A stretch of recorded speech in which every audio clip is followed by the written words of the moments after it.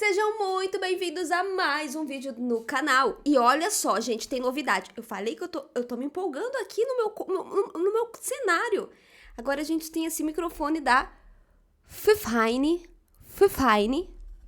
Mas é isso, então já começa o quê? Você que já é inscrito no canal, já começa comentando gostei do microfone.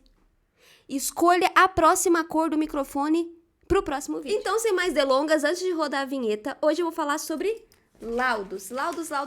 Então, já se inscreve, já deixa o seu curtir, porque você vai esquecer no final, entendeu? E quanto mais você comenta e curte, com certeza o YouTube vai entregar o meu vídeo para mais pessoas. E aqui a gente quer muito falar sobre autismo, até que o autismo entre na cabeça da sociedade, de uma vez por todas, como algo simplesmente normal, sem capacitismo, tendo respeito, tendo inclusão. Então a gente precisa distribuir esse conteúdo para todo mundo.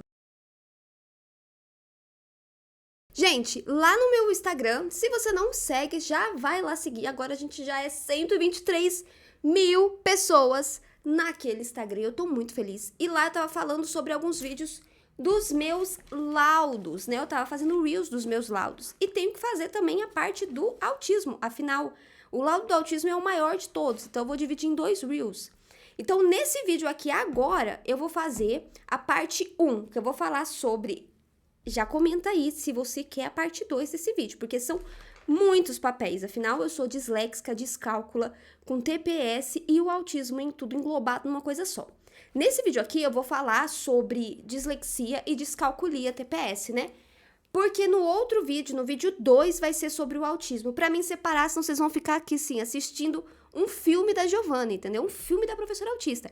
Porque Netflix podia ter um filme meu. Ó, fica a dica aí. E eu vou falar sobre os laudos do SUS. Sim. Gente, eu tô me sentindo tão chique com esse microfone aqui que eu tô me sentindo uma streamer.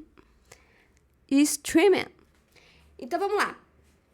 O laudo que eu consegui pelo SUS foi o laudo de dislexia e descalculia.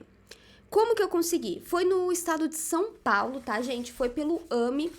AME é aqui, ó, Ambulatório Médico de Especialidades, tá? Eu consegui no interior de São Paulo, porque eu vou já contar aqui a história de como eu consegui o meu laudo.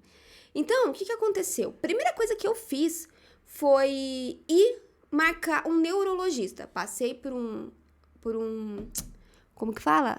Clínico geral, e depois eu fui pro neurologista, né? No clínico geral, eu falei que eu tava com muitas dores de cabeça, além de estar precisando fazer algumas reavaliações da minha dislexia, porque eu já iria pra faculdade e gostaria de ter os meus direitos, né?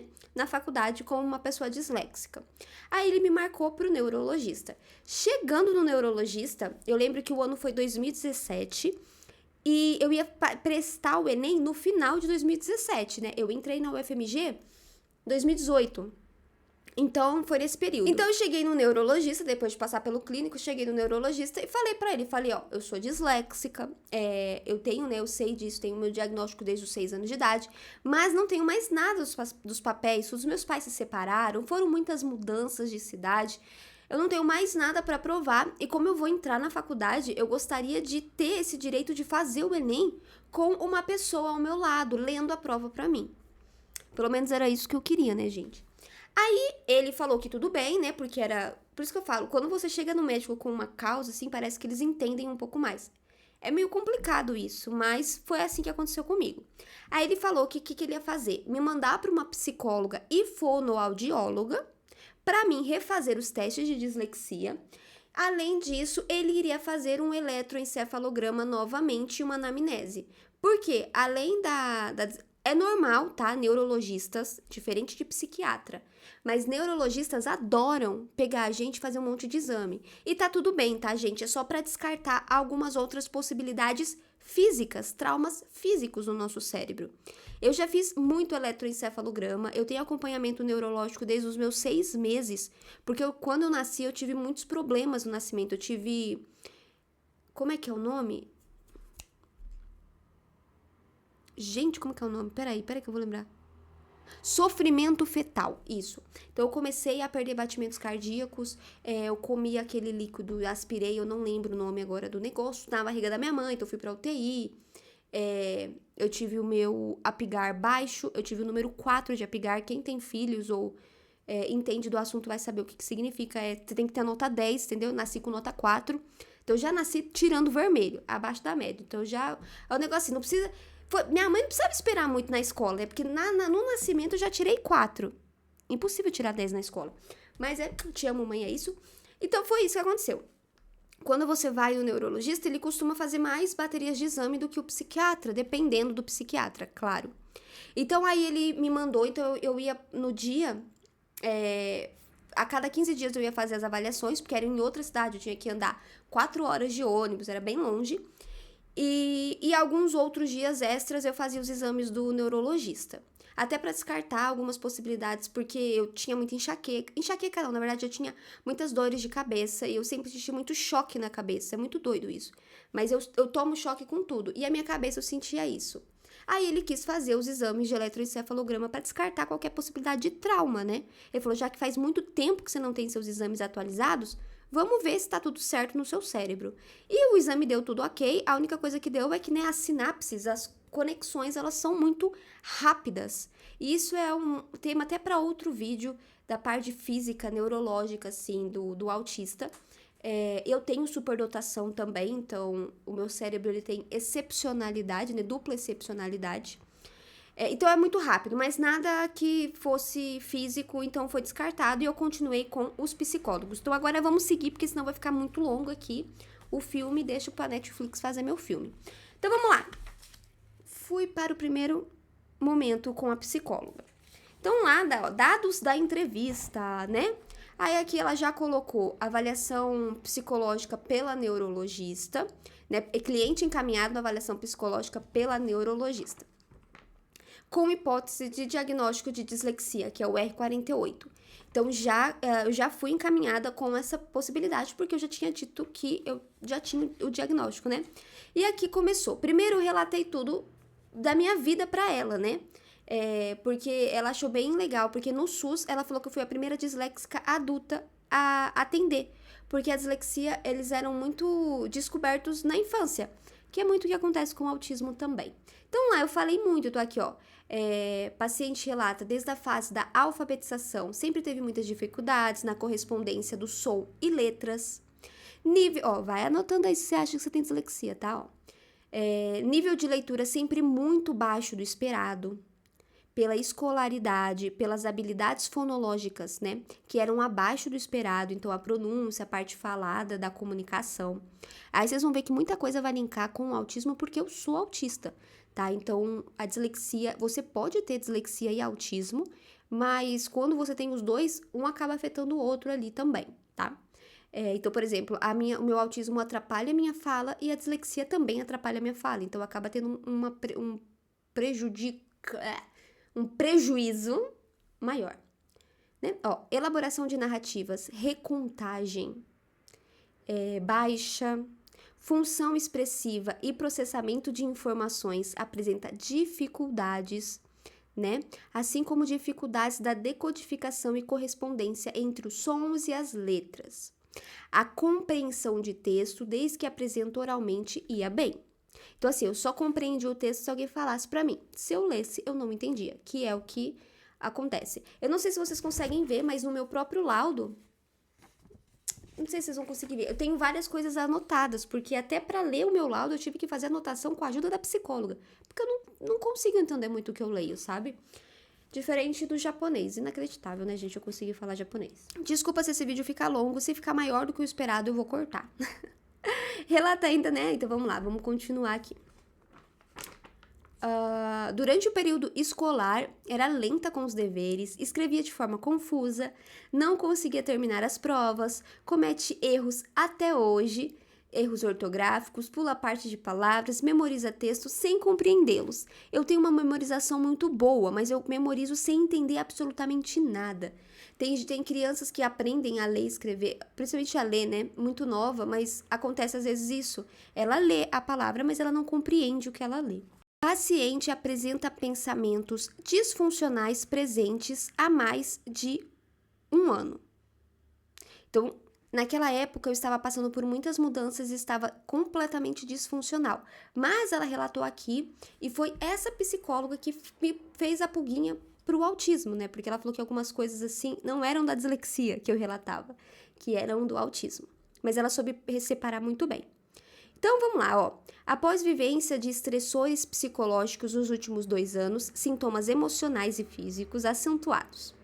Sabendo que sua perturbação não está relacionada a eventos fisiológicos, porque foram feitos exames neurológicos, então eu não tinha nenhum trauma físico. Então foi, falando aqui que não tinha medicamento, exposição a nenhuma toxina, nem nada. Então essa condição ela poderia ser psicológica e começou, né, as avaliações. A primeira coisa que eu fiz foi o TIG-NV, que é o teste de inteligência geral não verbal. E nesse teste fomos né, apontados ali para a minha superdotação grau 1. Superdotação tem grau, tá, gente? Então aqui, ó, Giovana não cometeu erros. Os itens que se referem aos raciocínios classificados como relações básicas, geométricas e específicas. Mas nos itens relações complexas, como o item 5 e 6, teve o erro. O 5 requer a combinação complexa de 3 elementos. Muita confusão cerebral, como sensorial, cognitivo, atenção concentrada, cores e formas. Isso não rolou, né, gente?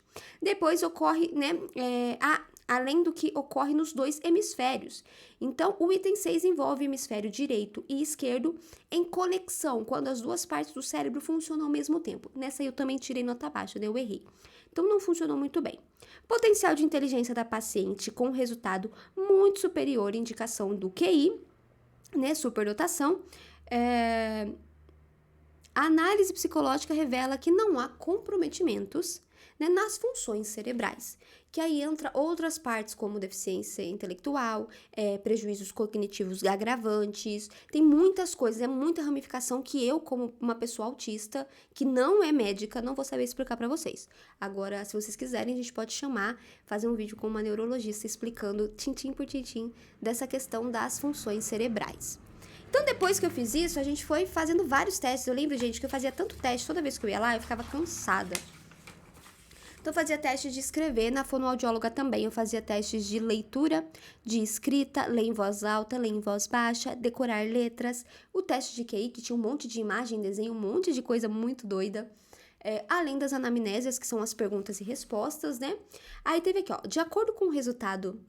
Entretanto, o paciente apresenta, sim, traços claros e sugestivos do transtorno de escrita e leitura, dislexia, e muita dificuldade nas habilidades aritméticas, descalculia. Hipótese diagnóstica sugerida pela neurologista, correta.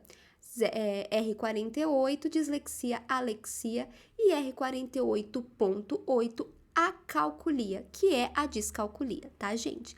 A acalculia, eu até coloquei aqui para mostrar para vocês que é o distúrbio na qual o paciente é incapaz de realizar até mesmo operações aritméticas rudimentares, como divisão, subtração, soma, tá? Devido a lesões no córtex cerebral.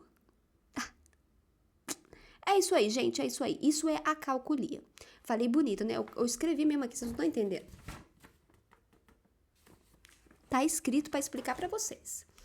Então, aqui em alguns traços, né, ó, não há sinais de alucinações, delírios, não apresenta sinais de fobia social, porque eu não tenho fobia social, né, que é diferente. Agorafobia é diferente da fobia do autismo, tá? Mas aqui foi sugerido a ansiedade generalizada, TAG, né?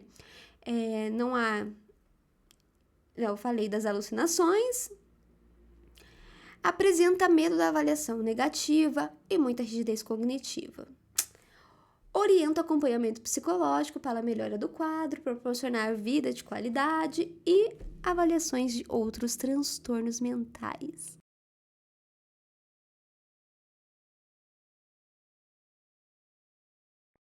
É isso, gente. Ela descobriu o bingo. Aí, no final de tudo, eu já estava casada, então ela fez uma entrevista, uma conversa com meu marido quando ela fechou o diagnóstico, porque até então, naquela época, eu não tinha falado muito sobre a dislexia para ele. Eu falei meio que por alto, mas ele só foi entender mesmo quando eu fiz toda a avaliação. Até porque eu queria terminar de ter certeza. Eu sabia que eu era, porque eu já tinha laudo, já tinha tudo, mas eu não sei se uma voz no meu ouvido falava para mim assim, Quem sabe passou, Giovana. Eu chorando, surtando pra estudar no Enem, mas lá no fundo eu ficava, não, refaz, vai que você tava errada. Gente, todo mundo erra e às vezes, né, é o que eu falo. Eu tenho orgulho de ser quem eu sou, mas nos dias ruins eu desejo não ter nascido como que eu nasci. Isso não é hipocrisia, isso é realidade, é não romantizar o autismo. Eu amo ser quem eu sou, eu tenho orgulho e hoje eu estou aprendendo a amar quem eu sou. Mas, é claro que quando eu tenho crise, quando eu socializo, ontem mesmo eu socializei, cheguei em casa e passei muito mal. Eu tenho dores de dente horríveis depois de socializações, enxaqueca, dor no pescoço, fico mal, tenho crise. Quando eu me machuco, quando eu não consigo comer, obviamente que nessas horas eu queria não ter nascido autista, nem disléxica, nem nada. Então, não é hipocrisia, é só a realidade não romantizada, né? Porque tem um lado, tem algumas qualidades que nós temos, obviamente muitas, mas não somos pessoas especiais na Terra. Somos só seres humanos que, né, sofrem bastante em algumas situações. Meu Deus.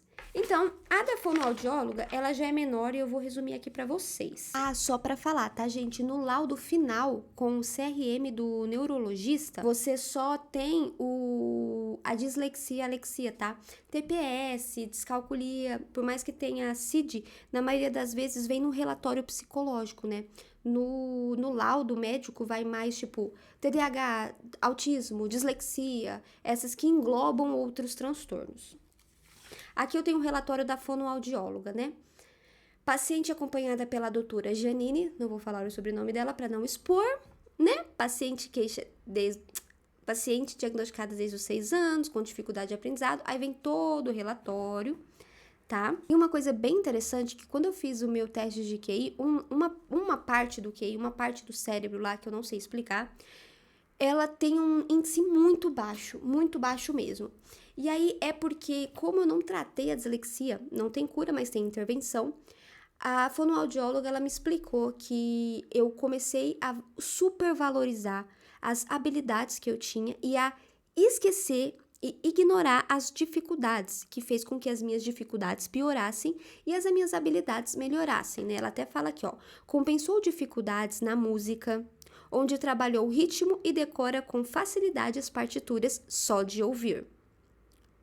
Sua parte não linguística foi desenvolvida com muita facilidade e dominância na parte da música. Só apresentou dificuldades quando se vai falar em público. Engraçado, eu falo para uma câmera para um montão de gente, mas vocês não estão aqui na minha frente, então tá tudo bem. Então aqui ela diz, bem detalhado, não tem como eu ler senão vai ficar gigante, tem termos muito técnicos, que essa capacidade minha acabou diminuindo de um lado e aumentando do outro, porque como não teve a intervenção correta, minha mãe não tinha condição financeira e naquela época era ignorado todo tipo de transtorno, eu não soube trabalhar nas minhas dificuldades. Por isso que é muito importante ter os seus diagnósticos, seja autismo, dislexia, seja o que for. Porque você pode trabalhar suas dificuldades e amenizar muito mais o prejuízo. Não é que você vai ser curado, mas você pode amenizar e trabalhar em cima das suas dificuldades.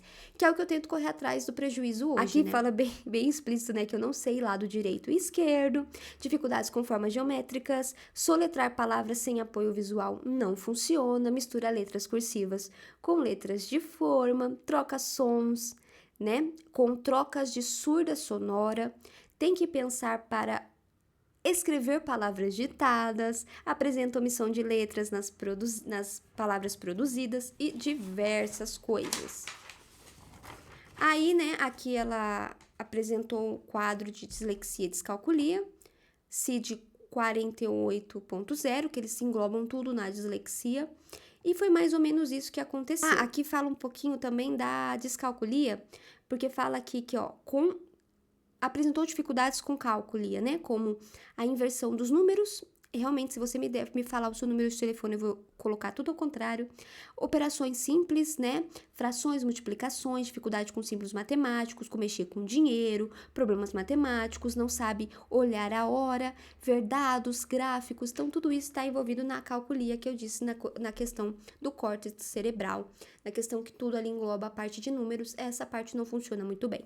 Então, esse aqui eu consegui no SUS. Fiz tudo, depois eu tive a volta do neurologista, tá aqui o meu Meu CID bem bonitinho, assinado pelo neurologista. Então, ó, diferença, isso aqui acontece da mesma forma do autismo. Isso aqui são diagnósticos e essa única folha é o laudo. Aqui tem o nome, a minha ficha médica, né? O nome da minha mãe, o meu nome. Aqui tem o meu CID e aqui tem a assinatura do médico. Só, isso é um laudo, tá? O diagnóstico ele vai falar o que você tem. O médico só vai confirmar o que a psicóloga, fonoaudióloga, neuropsicóloga confirmou. Eu espero que vocês tenham entendido. E no vídeo 2 eu vou falar agora detalhado sobre o autismo. Não sei se ficou muito longo, eu tô olhando aqui, ficou um pouquinho longo o vídeo. Eu vou tentar editar e deixar o mais curto possível, mas o mais importante é que vocês entendam como que vocês conheçam um pouco de alguém explicando sobre o diagnóstico. E você que tá fazendo esse processo, que vai começar esse processo, acalme o seu coração. Mesmo sabendo que isso não vai acontecer e que isso não é fácil. Eu sei, porque as pessoas falam, calma, relaxa, e dá vontade de tacar uma garrafinha na cabeça delas. Mas é porque eu sei que vocês vão ficar ansiosos, mas vai dar tudo certo. É um processo um pouco demorado, é um processo que vai dar ansiedade, porque a gente fica, né, querendo saber o resultado, animado, cansado, exausto, tudo junto, é um mix de sentimentos.